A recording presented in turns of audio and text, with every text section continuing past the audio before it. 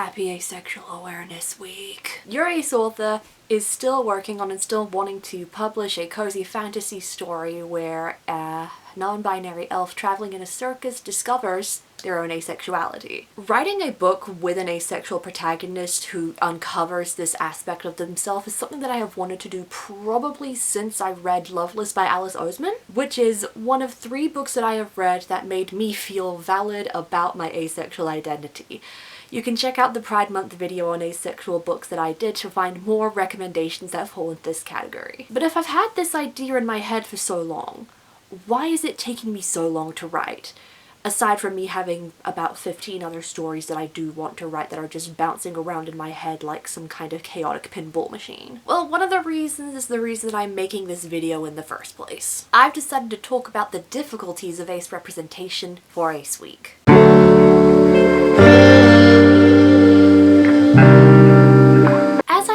Researching for the sake of my novel and also for my own personal need to be seen and represented in the media because I'm an attention whore, I have noticed that there's a lack of third gender asexual protagonists, or even a decent representation of an asexual protagonist who identifies as male. The only one that I have found is, again, from Alice Oseman.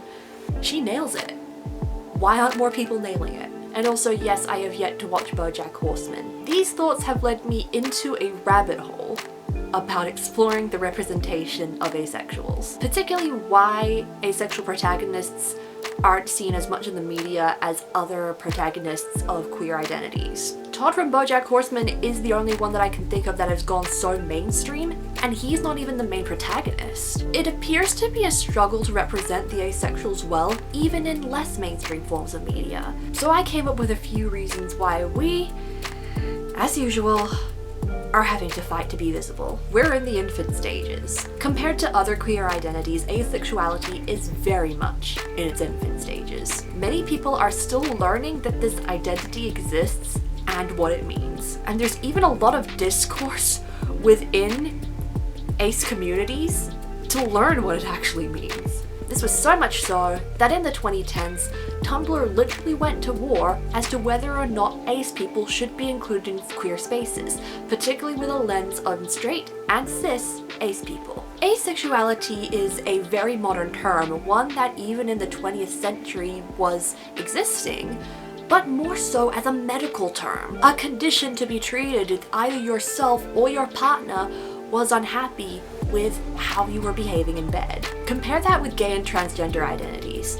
There is historical proof and deep cultural things in non-Western cultures that prove that these identities existed. Like, literal democracy was created in Greece by an allegedly gay couple. And there is a term in Samoan culture called a fa'afafine of someone who is born male but raised as a female. An idea that has been around since the 20th century at the latest. Comparing that with asexuality, it hasn't been in the spotlight recently, and there hasn't been any significant cultural impact of aceness in history. There hasn't been the time to understand it beyond its medical implications or it being something that you just get over. The closest thing that has historical roots doesn't really define us. Nuns and celibates, religious abstinence. It can relate to people who identify as aspec, but it's not actually what being asexual is. Celibacy and abstinence hinges on repression of sexual desires. Asexuals can't repress sexual desires because there isn't any to begin with. It's like squeezing dried mango in an attempt to get juice out of it. There's nothing there. I have to use these facts to remind myself why asexuality is so far back compared to other queer identities, especially in representation. Like, think of a gay character. You thought of one. Now think of a character that is asexual or aromantic. If you did manage to think of one, you're one of the greats. If not, this is the problem. Now, there are several other reasons rather than just asexuality being in its infancy. And it just boils down to aspecness being complicated. And complicated for many reasons. Let's dive into them. The heteronorm. The expectations around romance and sex in Western society. I have a novel, Exposure, and one of the reasons that I self-published it is that there's not a romance in this book. There will be one later in the series, but the hints in that book are very, very minuscule. This is even without an asexual protagonist. Abby is a bisexual, and her story doesn't focus on being bi. There's a whole lot of other traumas that she has to deal with, but I knew that the market, when I was publishing my book, would want a romance, even if it felt rushed. Publishers are just like that. It didn't feel right for Abby and her love interest, which she hooks up with later down the line. There's an expectation that publishers have just because fantasy romance and romantasy have been the most popular thing for like ages right now, it feels. Books without even a romantic subplot apparently won't sell. This anecdote of mine, and even an experience that some of my fellow authors have had when querying, proves this heteronorm. On storytelling and life as a whole, how much expectations there are on relationships of a romantic or sexual nature when that's not always the reality or the thing that makes life fulfilling. This is a reality that asexuals have to fight for, especially when this kind of stuff becomes so casual. I've only watched the first half of season 3 of Bridgerton because my flatmates were watching it at the time and I thought I'd see what the fuss was about. Every single character in there was focused on their relationships first, and it wasn't a reality that I liked, even if it may have been somewhat historically accurate. It frankly made Bridgerton one of the most boring series that I have watched to date, because even the subplots were hinging on romance, like Penny wanting to be accepted by her mother, but her mother would only do that if she got into a relationship. This overwhelming popularity of stories that hinge so much on romance is kind of harmful. Not just from ace-phobic undertones. It also brings down the worth of people who are not in a relationship, or people who are in a relationship that is toxic, but they have to stay in a relationship because that's what people do. I'm not saying stop making these stories. There's nothing wrong with having them, it's just that there's so much of them. There needs to be more stories out there that counterbalance, more praise and promotion and creation of stories that defy this heteronorm. I feel like many distributors and publishers think that romance is what makes stories sell or what makes stories popular, but it's good storytelling that does. And it's also why I think many of those stories that I read where there is an asexual protagonist who doesn't get in a relationship has a romance in there as a secondary subplot with their friends or something. Quite often when you don't exactly need it. This whole heteronorm is why The Hunger Games back in its heyday was known first for its love triangle, when I think it's the weakest thing in the trilogy because it goes on for so fucking long. The joke.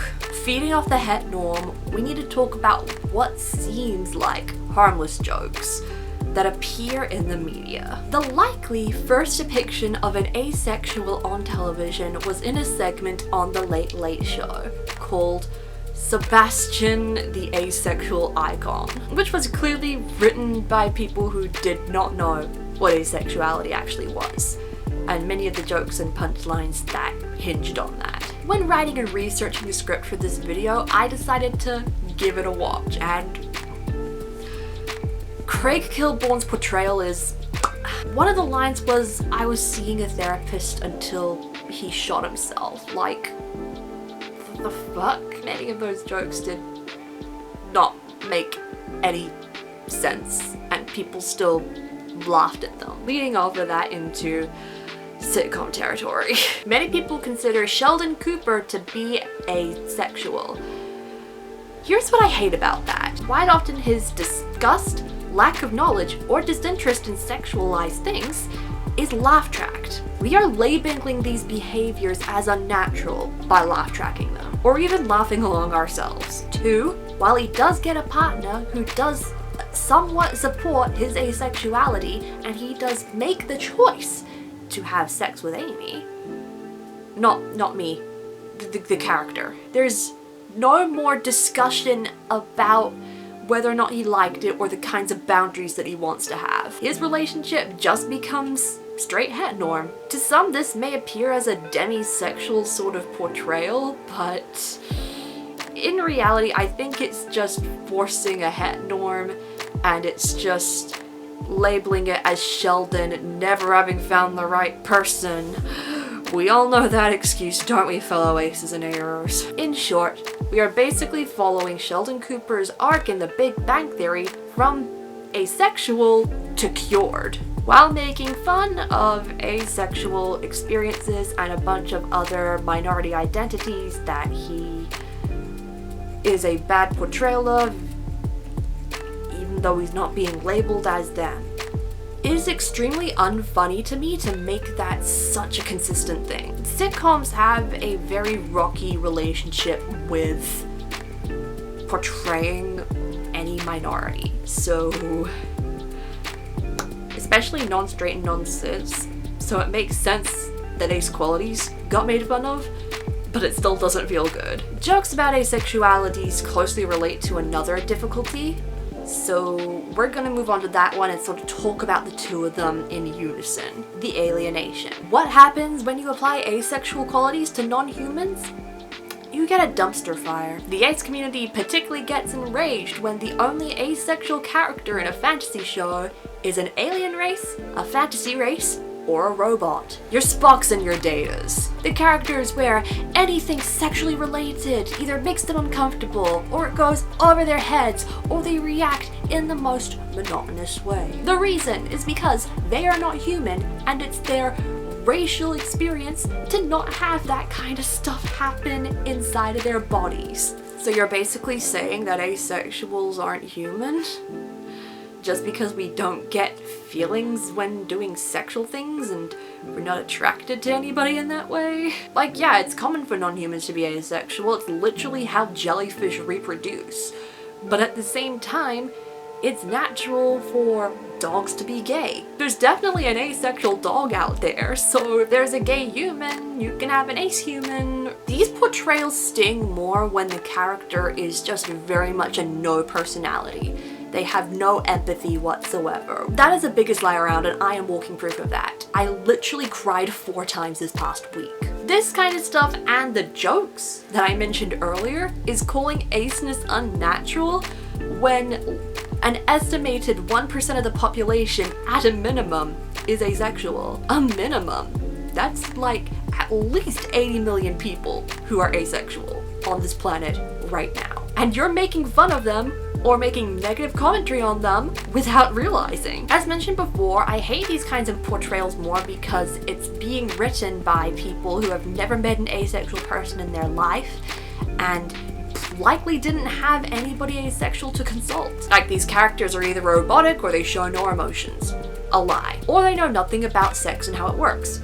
Another lie. Or their sexuality is a falsehood that ends up breaking once they actually have sex for the first time. Major falsehood. Like, you don't have to hinge our lack of sexual desires to our emotions or how much we know about basic human reproduction. We are more than just our lack of libidos. The spectrum. Asexual experience hinges on conditions and circumstances. Asexual and aromantic people probably have as big of a spectrum as people who identify as a third gender. We have people who don't have attraction with anybody. We have people who are straight asexuals but very romantic. We have gay and lesbian asexuals who are romantic. The ones who are asexual because of menopause. The ones who are asexual because of medication. Those who link their aceness with neurodivergence. People who have experienced sexual trauma that has made them asexual. People who are demisexual. People who have religious ties to their asexuality. People who grew up with explicit acephobia, people who have been in safe spaces, aces who are dating, aces in relationships, aces who are single and want to stay that way, sex positive aces, sex repulsed. It is such a long list that we have discovered so early on that we cannot define the asexual experience as a single archetype, thus making it very difficult to portray. My very limited knowledge when I first discovered what asexuality meant, because I thought it meant you didn't feel any kind of attraction for anybody, made me not associate with the term. It wasn't until discovering demisexuality and the separation between romantic and sexual attraction And realizing how that worked with my ex, that I finally discovered that I identified on the ace spectrum. How broad this identity is makes it very difficult in terms of representation. Like, you have a very straightforward idea of how to represent a gay man. Male-male couple. A lesbian. Female-female couple. You can picture a non-binary, trans-femme, trans-masculine, bisexual, pansexual, polyamory. But because there isn't one solid perception of what asexuality outwardly looks like, many people do not understand it as a spectrum, and therefore we cannot represent asexuality fairly in one way. And that is something that non-ace people, especially in companies who distribute this kind of content, are going to have to learn. You can't just have one ace movie or one pivotal ace story and be done with it. The headcanons. With a current lack of representation of our own kind, we must resort to criminal measures, stealing characters for our own. There isn't enough of our kind out there, so we must claim them for ourselves. Barbie in the Barbie movie portrayed by Margot Robbie, Jessica Rabbit. I personally find it weird because quite often there's portrayals of asexuality as a headcanon that is better than actual portrayals of asexuals out there. Like, I remembered in the Barbie movie how she confessed to Ken that she just could not be attracted to him. I immediately clocked that as asexuality and fully understood what she was going through. But I am very disappointed that I have found nothing from any of the creators confirming or affirming that she is asexual.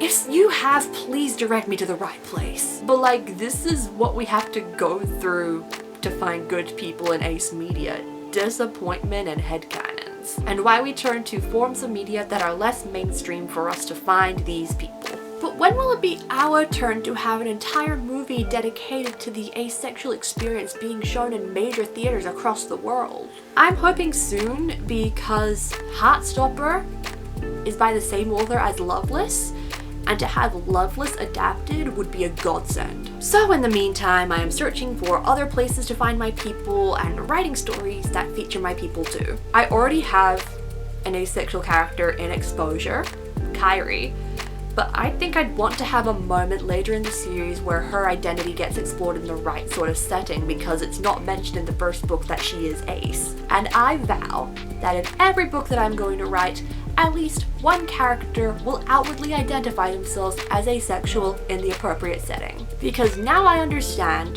the main reason why representing asexuals is difficult. People just don't know it. We are still in the infant stages of representation.